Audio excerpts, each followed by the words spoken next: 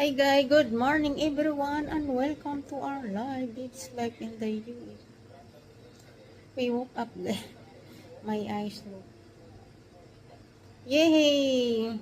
We need to check out today guys. Time now is 7 o'clock. We check out here and 10 to 11 o'clock. Going to another place. Yay! I'm happy to get out over here. Very noise here eh.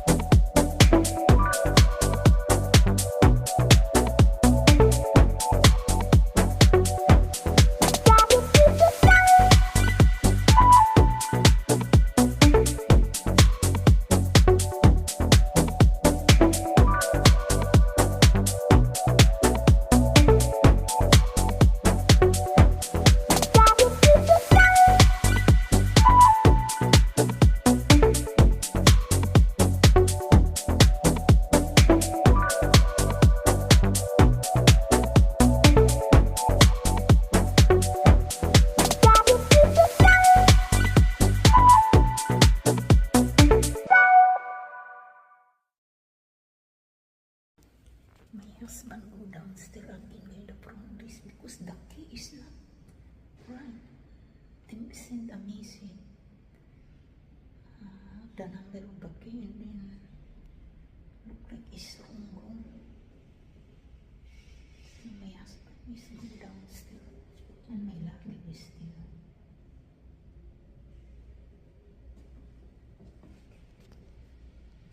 I have a lot of luggage, oh my goodness.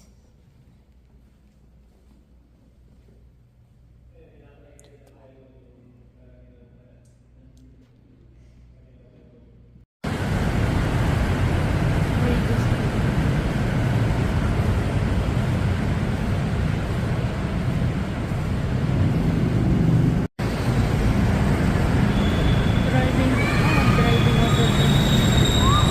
Ito pala yung sis to the mall. A bus right here. We here now at Binis, guy. I don't know.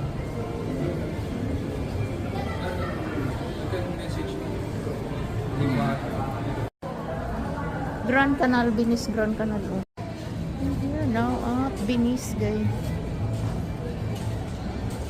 Different, oh, toll.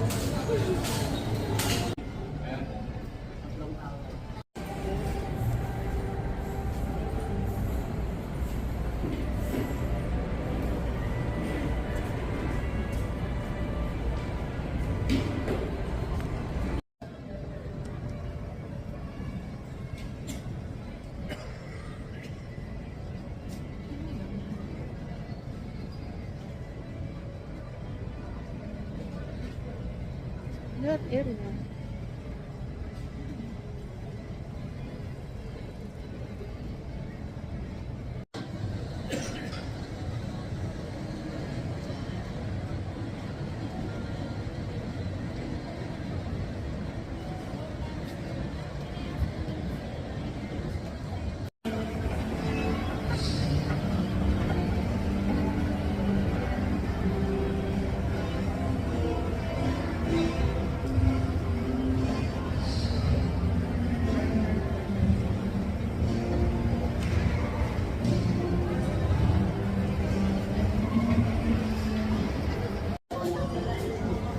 Is there going to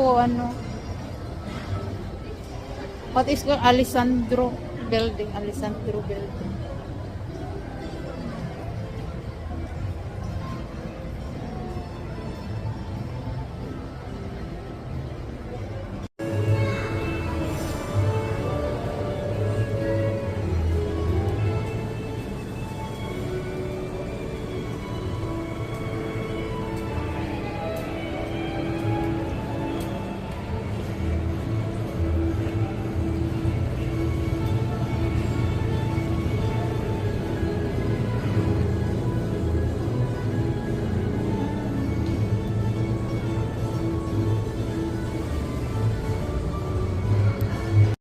Right? Because it's not weekend. So that's why. We here in Binis, guys. Different location, nice area, guys. Binis is one of my favorite area. You agree?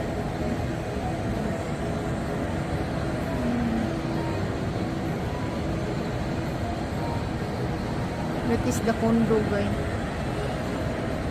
The condo until 30 building or more. Last time we stay in Alexandra.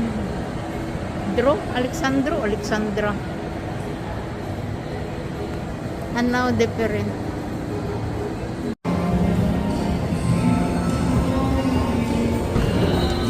Something wrong this.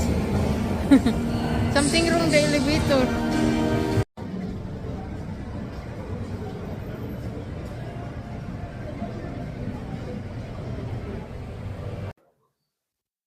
Hi guys, and good afternoon everyone.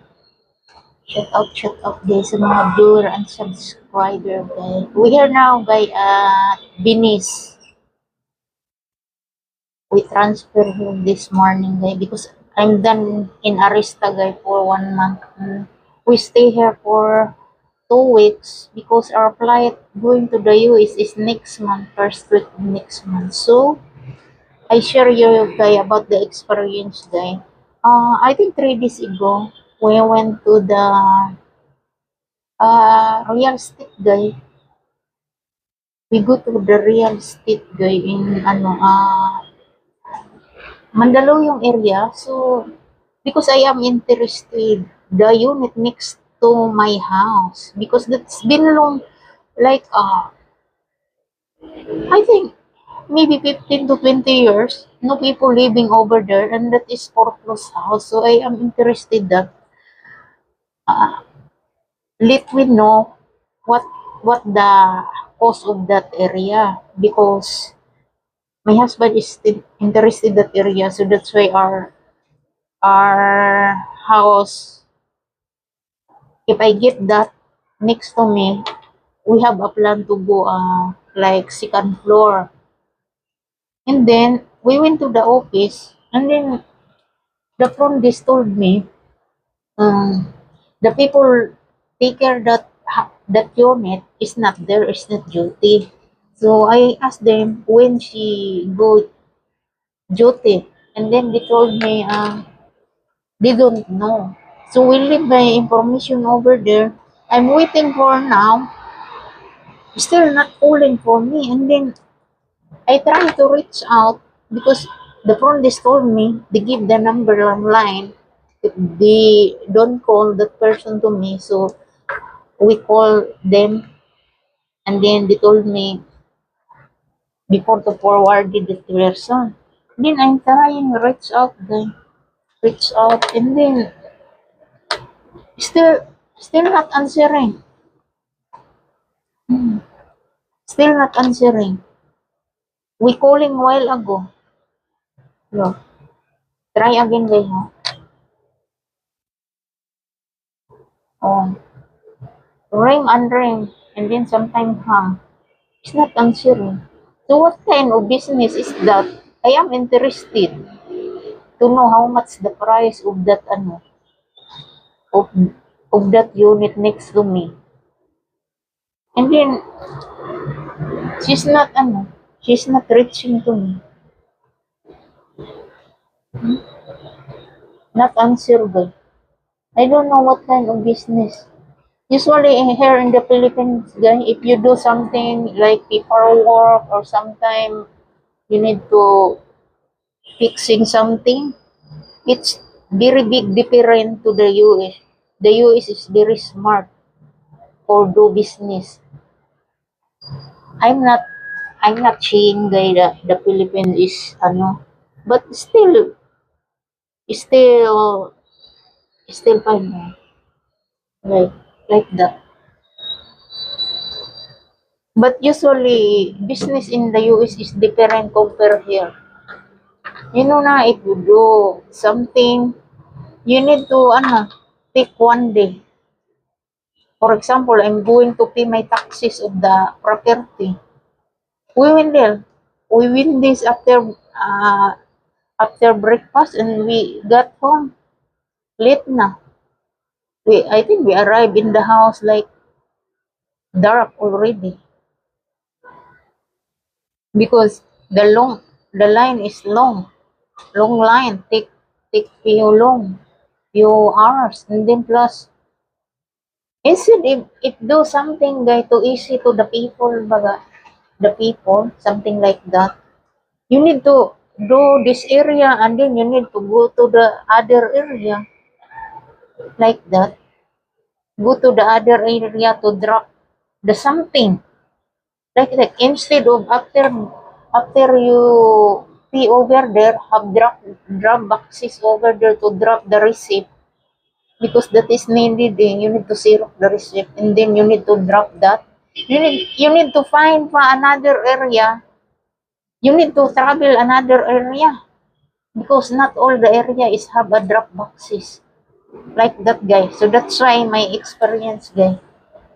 So we need to travel further instead of instead of do in one area, is not do that like that. But this is it in the Philippines. That is the kind of business. So that's the reason I think usually a very amiss in the US for the do business guy. Very smart to do the business like that. Hopefully one day the Philippines is implemented like that guy. Hopefully. And that's it guy for my experience. Hi guy, we're here at the balcony guy. Usually the balcony is not bad. No? You have to chair over here so we can do live here guy. Maybe tonight. And you saw the building around. Yeah. Some people playing over there in the downstairs because we here in the 10th floor. This is 30 floor guy. And we're here in the 10th floor. And I show you guy over there. Over there. Let's see, I show you.